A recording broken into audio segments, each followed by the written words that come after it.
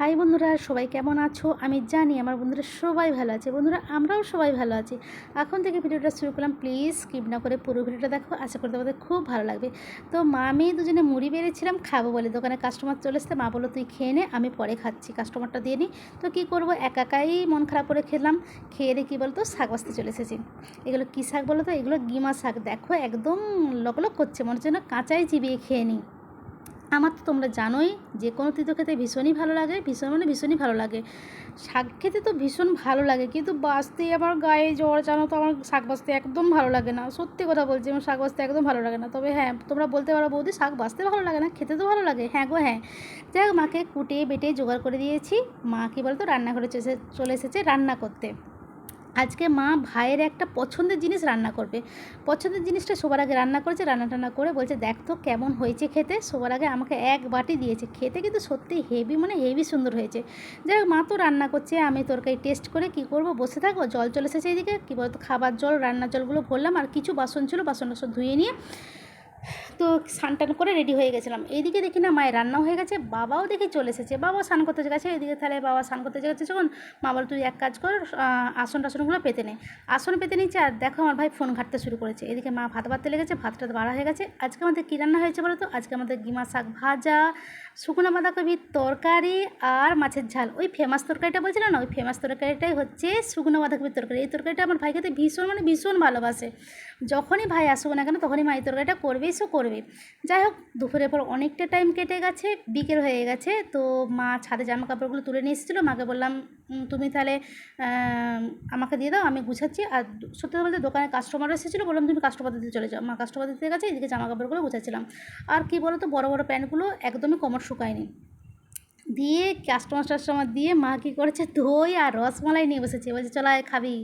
ভাই সাথে বলতে বিশেষ মিষ্টি খেতে একদমই ভালোবাসে না। ও মানে টক ঝাল জিনিস খাবে। যাই হোক, মা মেয়ে কী করলাম, ও যেহেতু খাবে না, আমরা খেতে বসে গেছি। খালাম, মা আমাকে খাইয়ে দিচ্ছিলো, খেলাম বললে ভুল হবে, খাইয়ে দিচ্ছিলো।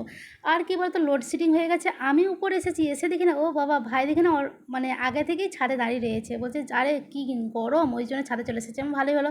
দিয়ে ভাই বোনে গল্প করছিলাম, আর কতটা কী কাজ হয়েছিল ঘুরে দেখছিলাম আর কি। সকালবেলা সত্যি বলতে মিস্ত্রিরা চলে যাওয়ার পর ছাদে একবারও আসা হয়নি। তো এবারে সন্ধ্যের টাইম করে কী বলতো, নিচের দিকে নেমে গেছি। নিচে গিয়ে দেখি না মিস্ত্রি জেঠু এসেছে কাজ করতে। দরজাগুলো কী বলতো, এই মিস্ত্রি জেঠুই কাজ করে দিয়েছিল। একটু প্রবলেম হচ্ছে, দরজাটা টানলে না মানে নিচে যেন একটা ঘরস করে একটা আওয়াজ হচ্ছিলো। তো মিস্ত্রি জেঠু একটু এই দরজাগুলোকে ঠিক করতে এসেছে।